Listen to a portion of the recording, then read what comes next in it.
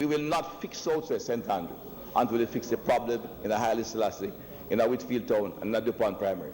That's where we must go. Not PMI, I'm sorry, sir. The National Security Minister speaking in Parliament last week. Mr. Tomlinson, what did the minister? What did the minister? Not a thing.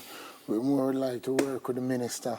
But on a serious note, though, because I'm hearing Prof. Gale talk about research he has done that showed that the program works. Right. Somebody sent me another report that was published elsewhere, again showing that the report was successful. So how it is this not a failure on the part of PMI that you have not been able to put together this data, this information, and convince the Minister of National Security that your program is important in terms of preventing violence? Well, you know, we work very close with the Ministry of National Security. Whatever information the minister needs, it takes him a minute to get it.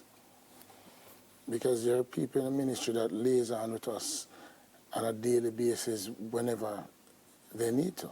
And these reports that have been done, like for instance, Prof. Gale's report, it's been sent to the minister, sent to the ministry, they have access to this? But we had briefing in the ministry. We had a briefing in the ministry. Why are you laughing? Why are you laughing? We had a briefing in the ministry. Because it's see, CSJP...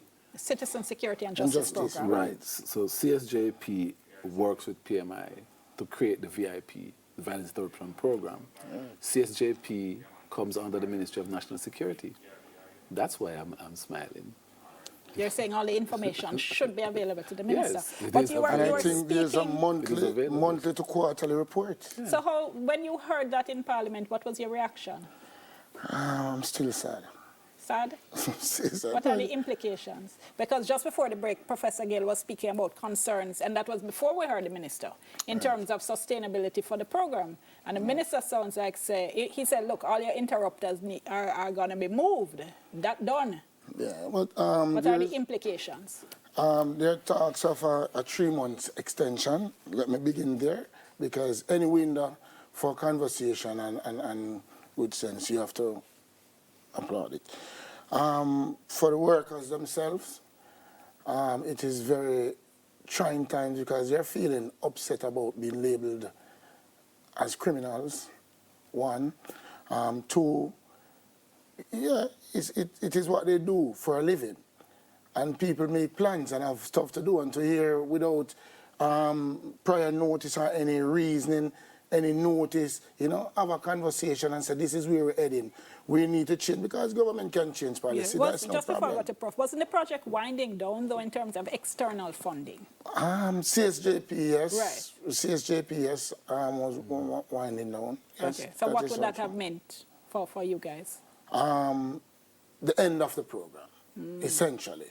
All right. Right. So whether it is the minister ending it, if funding weren't forthcoming from some other quarter, it would have dried up. what are likely to be the implications, Prof? Well, there are 2 ways to look at this. The first thing is to understand that CSJP largely funded the VIP program, and CSJP is under government, right? But the PMI does not rely completely on CSJP, right? As we close the evaluation, one of the recommendations we made was for PMI to beef up its sources, its external sources from IDPs, International Development Partners. And international development partners have seemed positive towards PMI, even though CSJP is ending. Oh, so in other words, somebody needs to start writing some grant proposals quick. Right. We don't start that yet? That's what they Yeah, man, and we have been doing other works apart from the violence interruption program. You know. All right. What I'm asking you, though, Prof, is what are the implications for the communities if indeed the violence interrupters are pulled out? Murders will go up. Definitely. You said that positively, without any hesitation. I'm certain, in big numbers. Because here's what happened. Again, there are 3 tiers. You have to cease fire, but at the same time, you have to do redeployment of the combatants. And the people who are involved in the war, most of the war is about food. It's not just, I hear people make all kind of theorizing about respect and all of those things. Those things are secondary on the hierarchy of needs to food. So it means, therefore, that if this is stopped, the redeployment, There are persons who have round robin of employment through their system. So a young man will get the chance to work this week. If he can't even work next week, he'll work the other week, and so forth. All of that is important in some communities where, when we checked in the background study before we did the evaluation of PMI, 80% are below the poverty line. Those are the kind of communities. So PMI works in the most violent and the poorest communities, inner city communities. They're not in so much in the communities that are better off.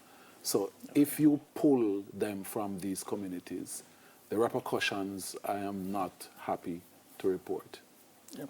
Mr. Tomlinson, your follow-up on that for me, because you also said with conviction that murders will go up. Yeah, man, definitely, because on a daily basis, right across sites, the type of conflict that these violence interrupters engage in, interrupt and treat with, it is really a frightening amount at times, because you can have one interrupter in a space interrupt all 10 conflict per week that is potentially could cause 15 homicide easily. What the minister was saying, though, is that, you all been working there for how much years, and the murder has been going up, murders are high, it's not working.